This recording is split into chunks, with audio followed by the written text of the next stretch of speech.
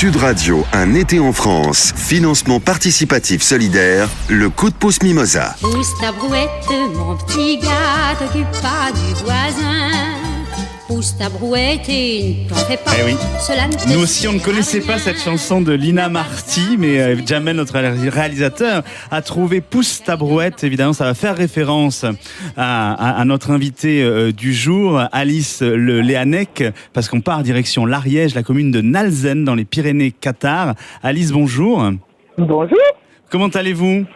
Eh bien, il fait un soleil magnifique, il fait déjà très chaud, donc on va dire que tout va bien. Oh, c'est top. Évidemment, c'est Pyrénées-Qatar qu'on affectionne tout particulièrement ici dans un été en France. Alors vous, justement, vous avez un projet d'ouverture de magasin de producteurs La Brouette. C'est pour ça qu'on a mis le pouce ta brouette de Lina Marty, un petit clin d'œil. Mais il n'empêche que il faut que vous nous racontiez un petit peu l'histoire de ce magasin de producteurs. Alors cette histoire, il faut d'abord rendre un grand merci, un grand hommage à la commune de Nalzen qui a mis à disposition, qui avait une bonne volonté de le faire, un local magnifique, tout propre, tout neuf, aux normes, dans une ancienne école. Donc c'est déjà très sympathique de réhabiliter les vieux bâtiments et d'autant plus sympathique de le mettre gratuitement à disposition de producteurs. Mais c'est vrai que c'est une vraie volonté de pouvoir recréer du service de proximité aux habitants et de recréer aussi un lien social, parce que derrière ces magasins de producteurs, derrière ces services qui reviennent en milieu ruraux, finalement c'est ça, on crée du lien social. On crée du lien social, d'autant qu'accolé à cette épicerie, il y aura une salle intergénérationnelle. D'accord. C'est vraiment le but premier. Ensuite, évidemment, c'est pour la population se rapprocher des producteurs, parce que bizarrement, il y a des fois, les gens ne sont pas forcément au courant qu'à côté de chez eux, il y a des producteurs qui font de la vente directe et qui pourraient leur proposer des produits excellents à des prix tout à fait abordables, sans passer forcément par la grande distribution. Ouais, sans passer par l'intermédiaire. Et donc du coup, il y a combien de producteurs qui se regroupent pour essayer de créer ce magasin de producteurs ? Alors, il y aura plus d'une quinzaine de producteurs ou d'artisans locaux, je dis bien locaux. C'est tout dans un rayon de 40 km, donc les produits ne voyagent pas. C'est vraiment de la proximité. Vous pourrez rencontrer les producteurs à tour de rôle, puisque nous sommes 8.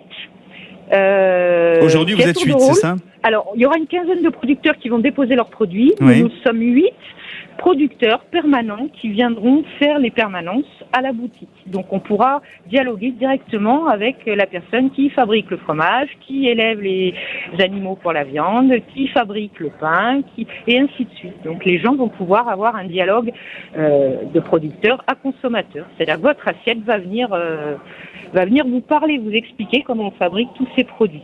Alors on parlait de ces 8 producteurs locaux, donc pain, viande, je suppose qu'il y a aussi des fruits et légumes, il y a aussi peut-être des produits transformés. Du pain, de la viande, des fruits, des légumes, des conserves, des soupes, des farines, des pâtes, des confitures. C'est vraiment les produits que vous pouvez consommer tous les jours. C'est pas de l'exceptionnel.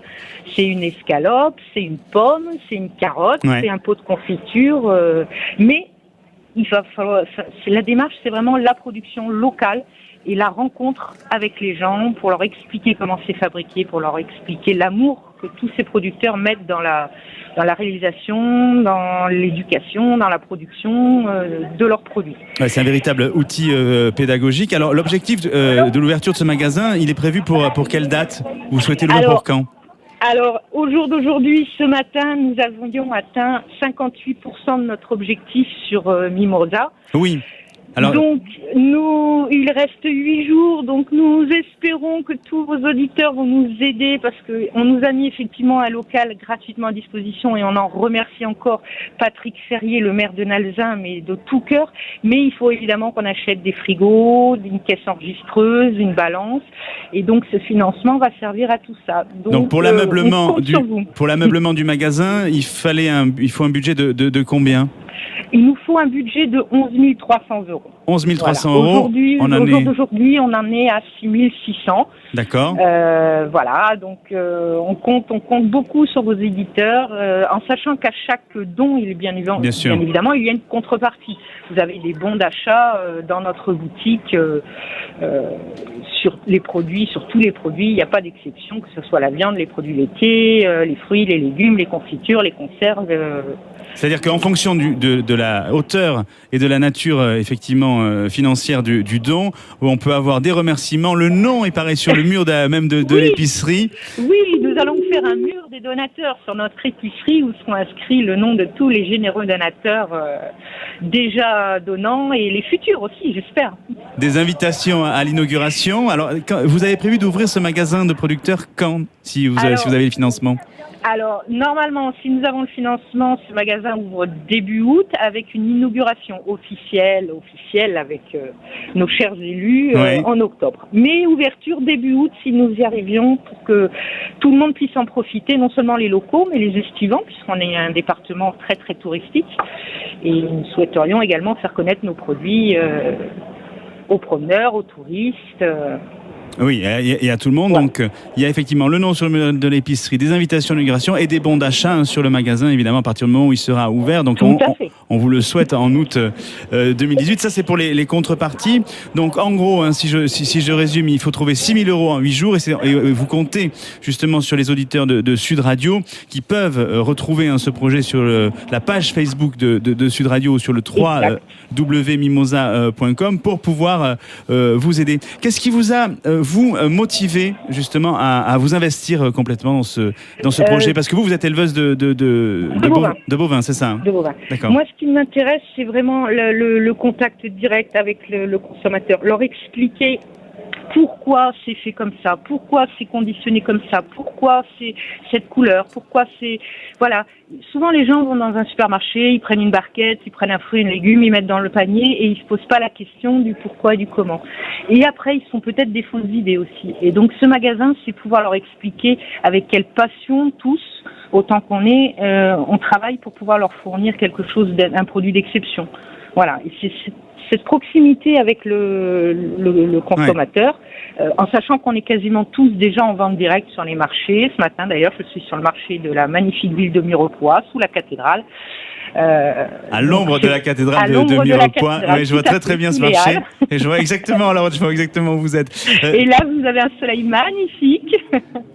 Et qu'est-ce que je voulais vous dire d'autre? Oui, donc du coup, là aussi, ce lien direct, ce lien social, il va aussi permettre de créer de la valeur ajoutée pour les différents producteurs, mais est-ce qu'il va aussi permettre peut-être de créer des emplois à terme?